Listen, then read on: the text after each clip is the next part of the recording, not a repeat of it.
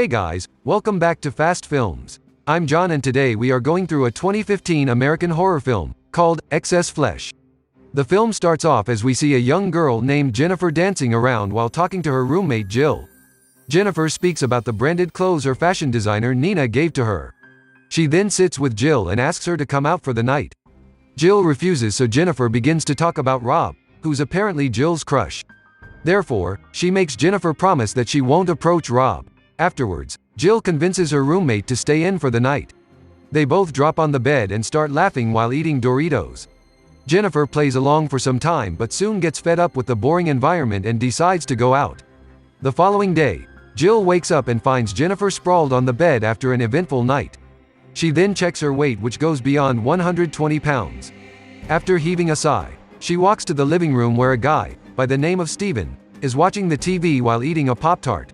As Jill approaches him, he begins to laugh uncontrollably.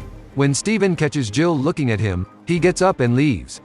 Up next, we witness that a house party is going on. The girls are arguing and discussing what Jill eats. Meanwhile, we see Jill struggling to eat some food in her room. She crushes a Pop-Tart and throws it into the bin but later begins to hungrily devour everything. The overeating makes her run to the bathroom where she gets stopped by Rob.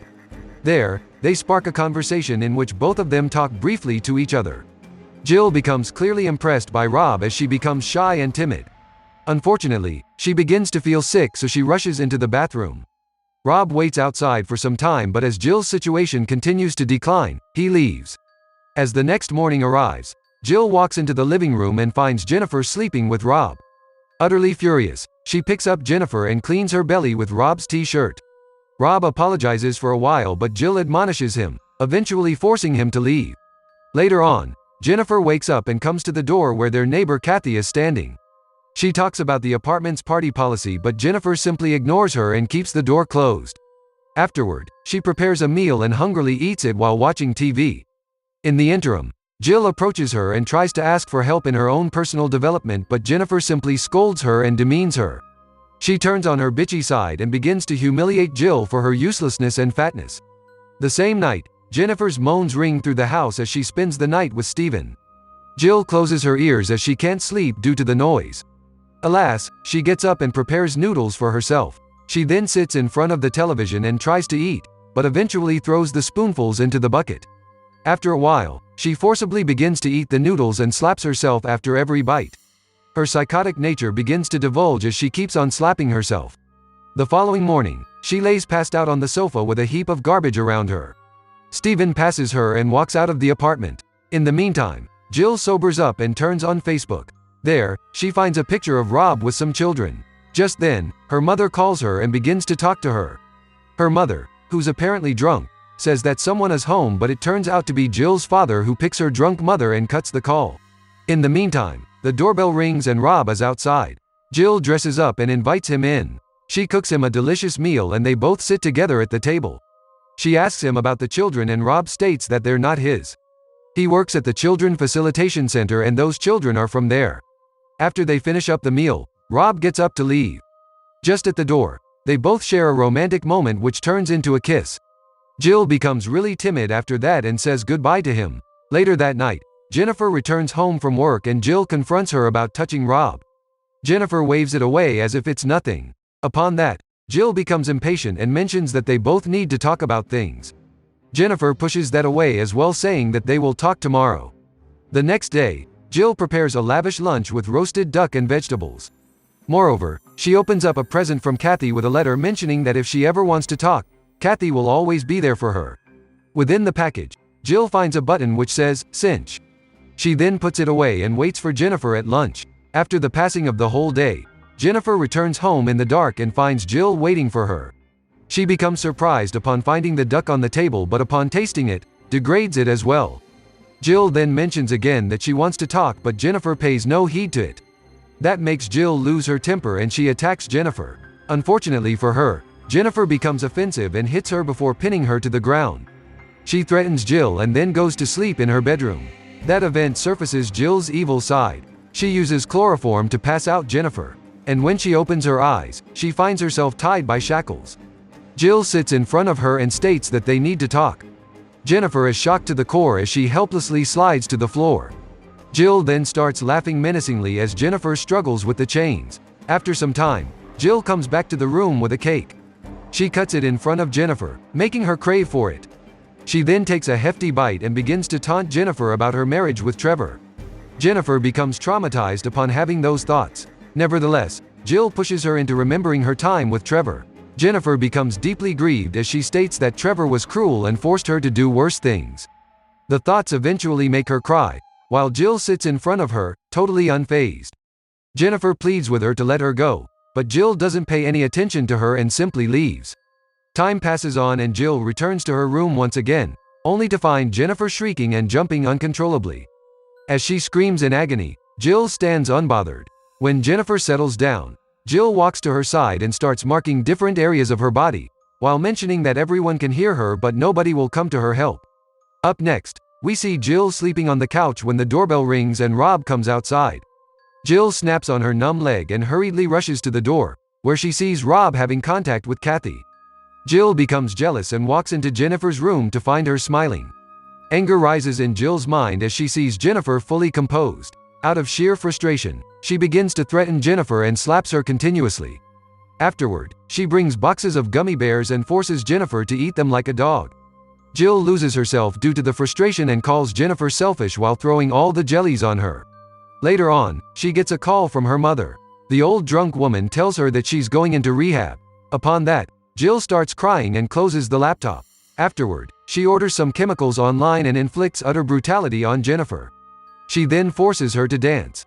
Jennifer tries her best to stay on her feet. In the meantime, Rob comes to visit her and offers his help, but Jill sends him away. As he leaves, she picks up the packages outside and brings them in to mix some chemicals. She prepares injections with that chemical and laughs evilly. Later that night, she watches TV and slowly slides her hand into her undergarments and elevates into a dream where she gets close to Rob. Their intimacy takes high levels and suddenly, a competition begins between Jill and Jennifer. The judges sit at the table and try to analyze the best love partner. Jill keeps on going with Rob while Jennifer gets pounded by Steven.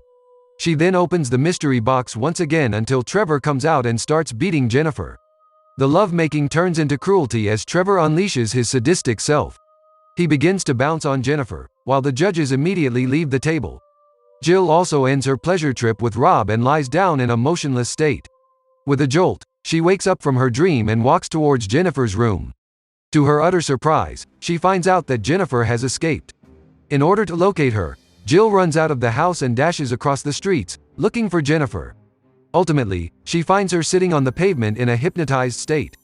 Just as Jill approaches her, two cops also pull up and begin to inquire with them.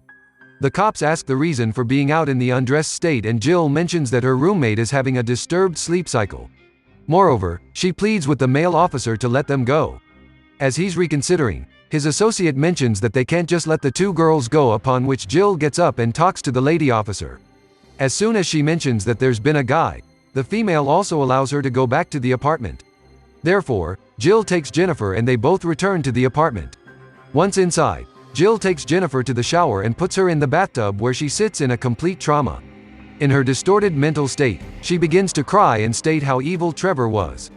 Furthermore, she begins to whine about how hard it is for her and how hard she's trying. Jill consoles her for a while and hugs her. After a while, Jennifer begins to motivate Jill. She compliments her cooking and states that she should share it with the world and Jennifer will help her. That makes Jill happy for a while, but it soon turns out that Jennifer was only making that stuff up. She suddenly starts screaming for help again, due to which Jill tries to drown her in the bathtub. Jennifer fights back for a moment, but Jill uses the shower pipe to strangle her. In her utter bestiality, she wraps the pipe around Jennifer's neck and injects the prepared chemical into her arm, until she passes out. Later on, we see that Kathy is outside the apartment with some cake. Jill drags the unconscious Jennifer across the hall, into the bedroom. She then turns on Facebook to see Rob's comment on Kathy's pictures. Anger fuels in her and she texts Rob to stay away from her, from now on. Just then, she receives a message from Kathy asking her to come outside. As Jill opens the door, Kathy apologizes for being so pushy and presents the cake as an apology. Instead of accepting it, Jill smashes the cake and closes the door on Kathy. Up next, we see both the roommates sitting together and laughing about various things. Jill receives a call from Rob, but she leaves it on voicemail on Jennifer's command. Both of them then hear Rob break up with Jill and say that he can't do it anymore. Jill pays no attention and keeps on laughing, but then Jennifer mentions that, "We don't need him." Upon that, Jill catches the word, "we," and becomes extremely angry as she realizes it was Jennifer all along who was hitting on Rob. She becomes furious with her and as a punishment, halts all the food supply for Jennifer. The facts make Jill go wild. She begins to cut off her own clothes and runs around like a crazy person.